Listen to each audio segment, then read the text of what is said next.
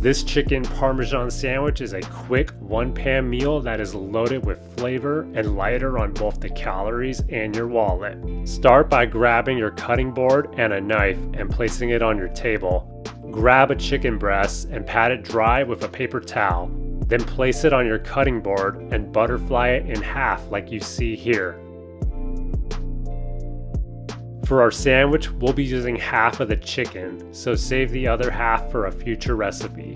Season your chicken with a pinch of salt and a pinch of black pepper on both sides.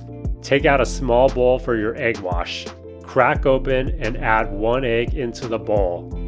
Whisk it together, then set it aside for now.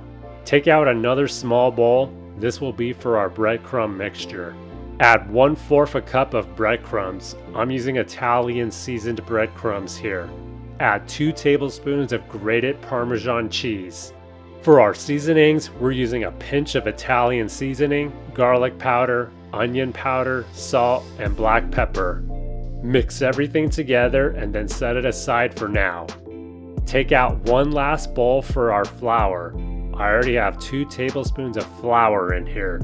Now we'll bread our chicken. Set up your breading station along with your chicken.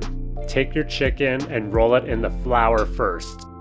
Next, roll it in the egg wash. And finally, roll it in the breadcrumb mixture. Once your chicken is breaded, we can head over to the stove. Turn a burner on medium heat, place a skillet on top of it, and give it a light spray of oil. Add your chicken onto the pan. Then let it cook with a lid on for about 4 to 6 minutes.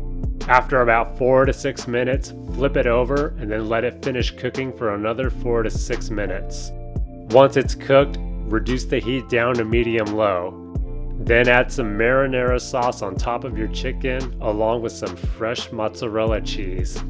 Cover it with a lid on and let it cook for a few more minutes until your cheese melts slightly.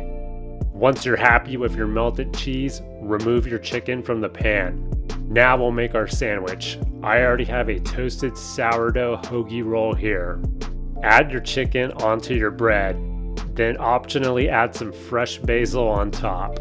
Then you're ready to enjoy your chicken parmesan sandwich. If you want to make enough to last you for the week, you can multiply the ingredient amount by 3 or 4, depending on how many sandwiches you want throughout the week.